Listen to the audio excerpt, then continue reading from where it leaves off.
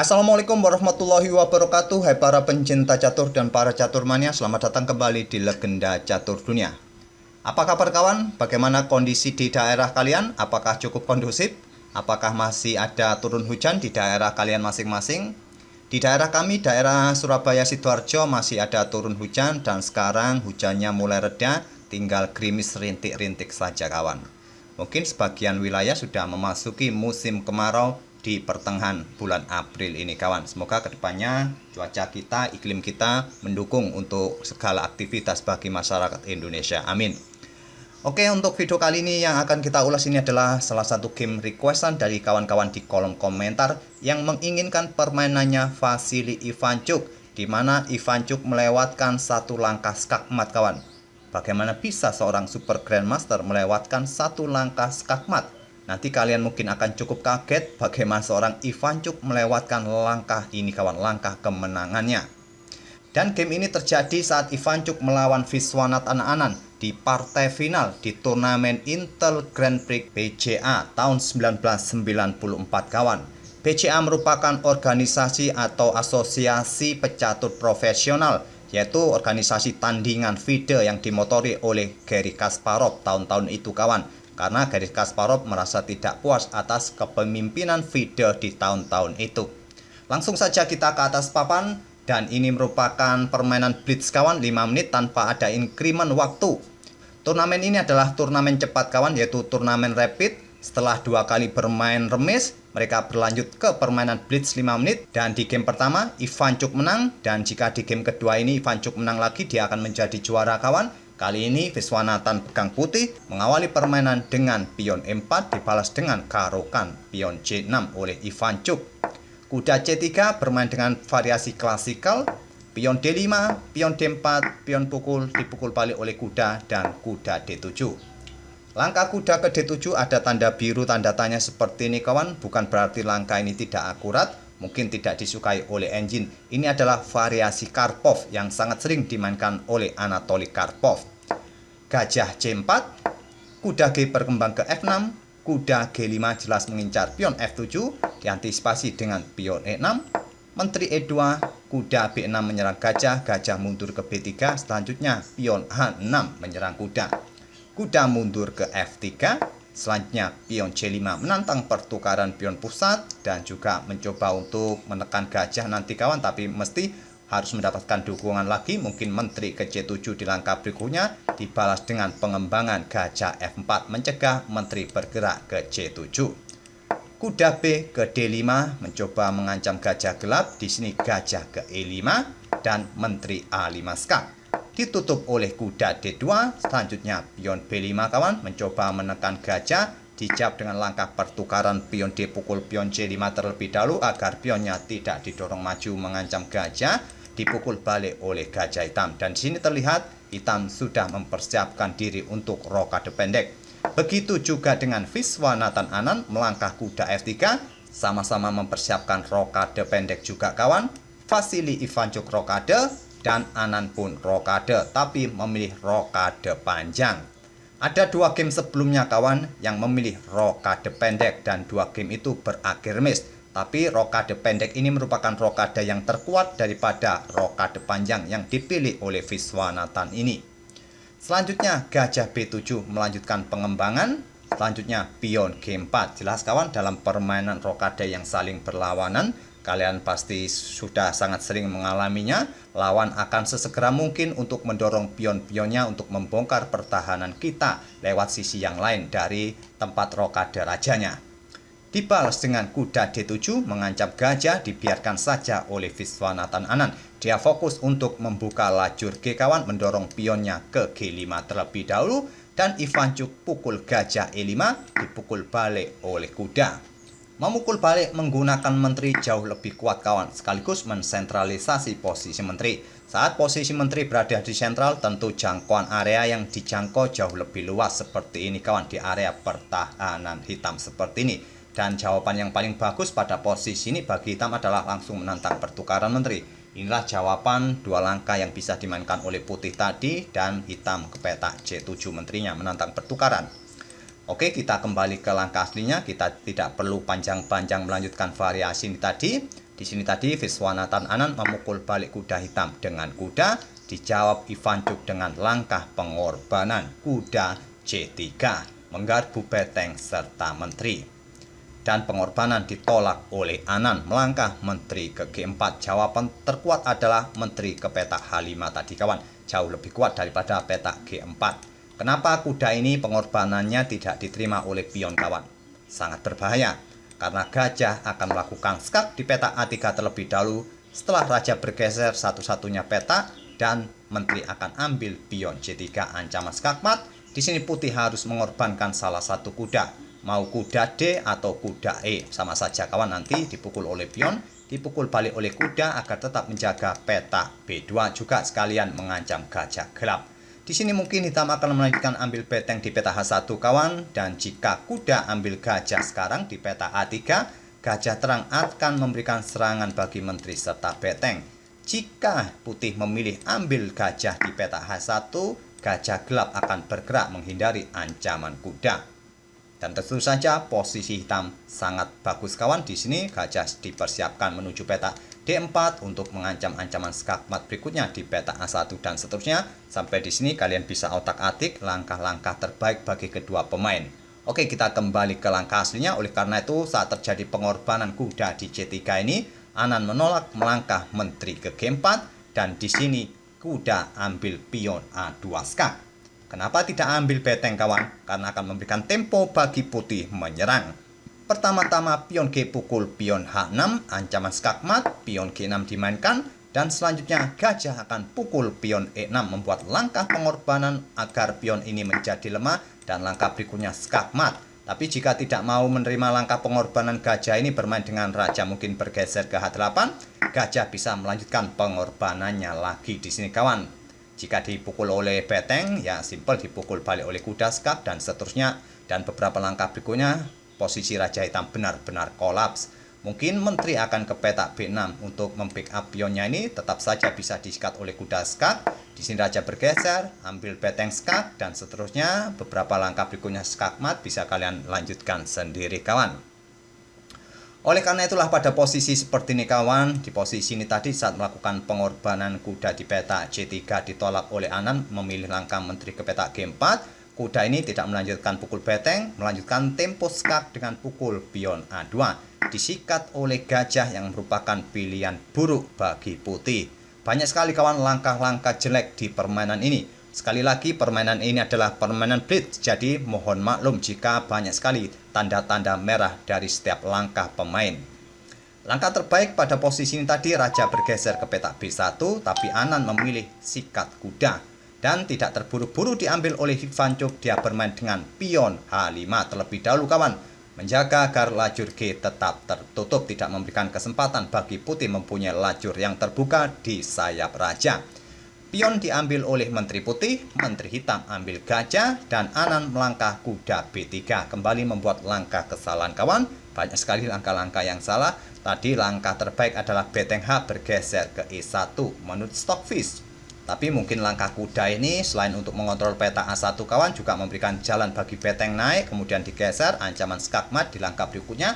Mungkin seperti itu rencana Anand. Dijawab Ivancuk dengan langkah gajah ambil pion F2. Sama-sama melakukan langkah kesalahan. Gajah bergerak ke peta A3 ini sangat bagus kawan. Jika dilanjut langkah pengorbanan diterima oleh putih, bisa dilanjut dengan beteng A digeser ke C8 memberikan ancaman skakmat. Jika diantisipasi dengan kuda di peta D4, selanjutnya menteri melakukan skak di sini, raja naik dan ambil kuda di peta D4 skak dan seterusnya. Atau pada posisi seperti ini, jika pion ini di backup dengan menteri ke peta E2, selanjutnya adalah gajah bisa ambil beteng terlebih dahulu. Setelah dipukul balik, menteri akan pukul kuda. Tidak mungkin pion akan bisa pukul menteri karena posisinya kena pin dan seterusnya kawan. Tapi di sini tadi setelah kuda B3 ini jawaban dari Ivancuk memilih ambil pion F2, tidak melangkah gajah ke A3, dibalas Anand dengan beteng naik dan ancaman 2 langkah skakmat kawan. Dibalas dengan beteng A bergeser ke C8, memberikan ancaman sendiri, melakukan pengorbanan mungkin, dan langsung nanti digeser dengan beteng satunya, melakukan pengejaran raja di beberapa langkah berikutnya. Dan pada posisi ini kawan, harusnya ancamannya ini harus diantisipasi terlebih dahulu. Anan memilih dengan beteng langsung digeser, memberikan ancaman skakmat. Walaupun tetap menyerang kawan, langkah pion G6 patut dipertimbangkan oleh putih. Setelah pion pukul pion, masih bisa dipukul balik oleh kuda dan memberikan dukungan bagi menteri walaupun tidak menggunakan beteng kawan. Nanti beteng bisa membantu backup pertahanan. Tapi Anan memilih dengan langkah beteng langsung digeser, memberikan ancaman skakmat.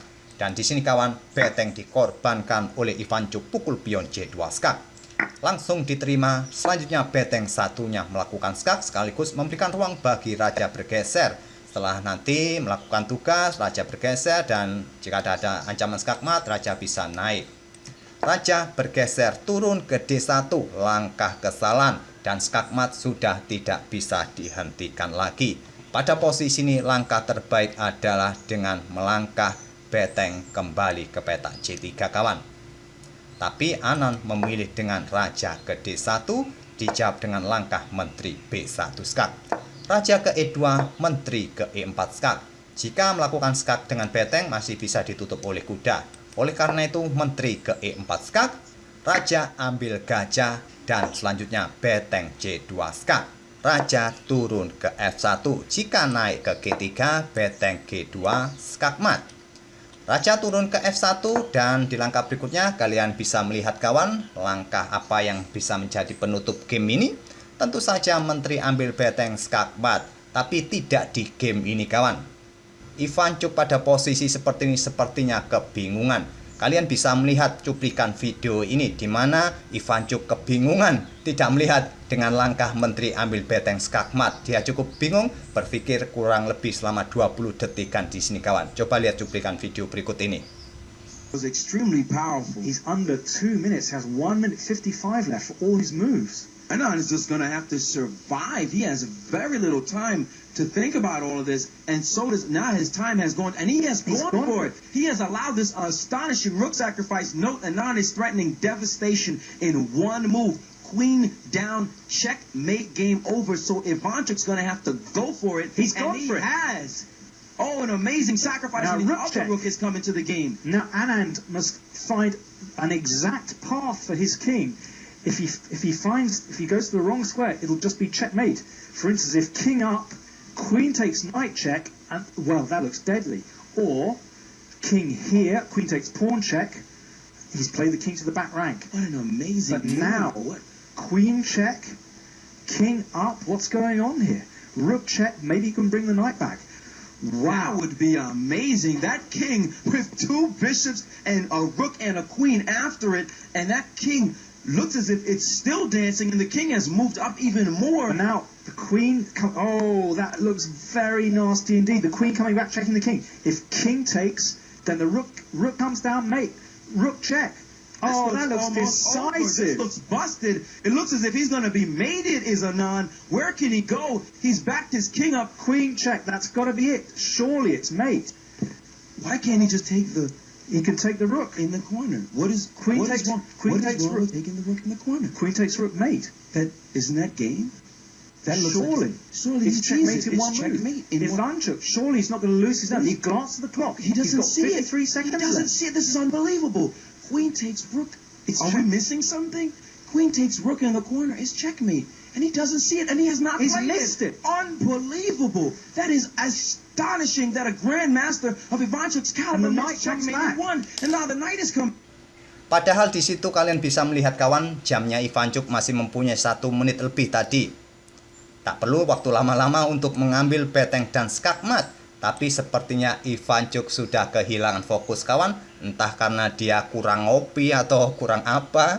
Tak bisa melihat beteng yang gratis dipukul skakmat. Dia malah membuat langkah menteri melakukan skak di peta F4. Seorang super grandmaster melewatkan langkah skakmat, langkah kemenangannya, memilih peta F4, ditutup oleh kuda. Selanjutnya adalah raja bergeser menghindari ancaman skakmat, pion G6 dimainkan. Melakukan skak langsung merupakan jawaban terbaik. Setelah raja bergeser, ambil pion ini kawan, mungkin di sini menteri akan melakukan skak di sini. Raja bisa bergeser ke G1, mungkin ambil kuda dan selanjutnya Kalian bisa melanjutkan dengan menteri ke F6 skak dan raja bergeser kemana bisa kalian pilih. Dan posisi putih sekarang berbalik unggul kawan.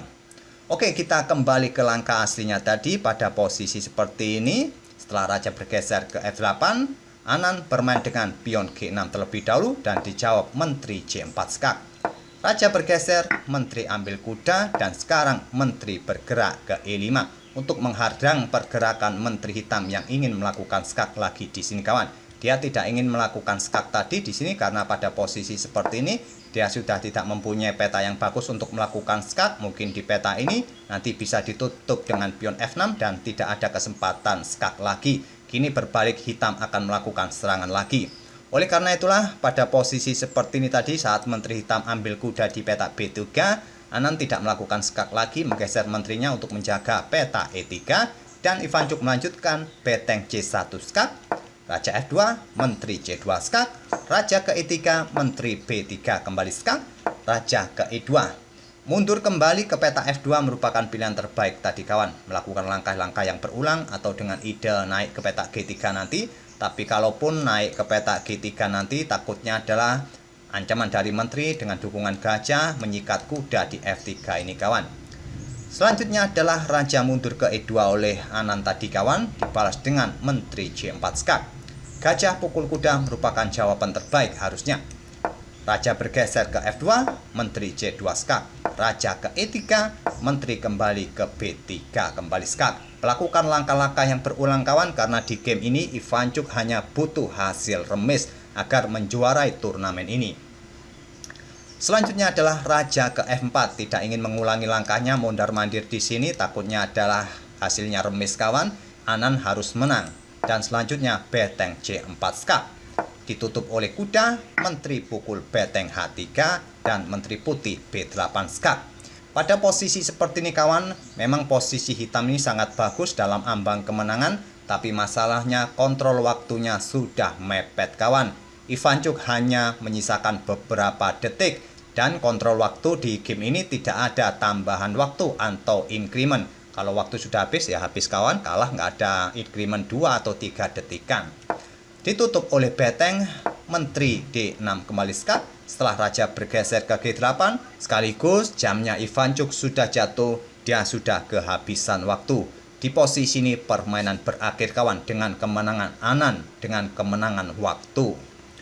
Tentu saja pada posisi seperti ini posisi hitam masih sangat unggul kawan. Apabila permainan tetap dilanjutkan dengan langkah pertukaran pion G pukul pion F7 skak, diambil oleh raja, menteri melakukan skak, raja bergeser, dan pada posisi ini tidak ada langkah terbaik yang bagus untuk dipilih oleh putih kawan karena posisinya sudah jelek.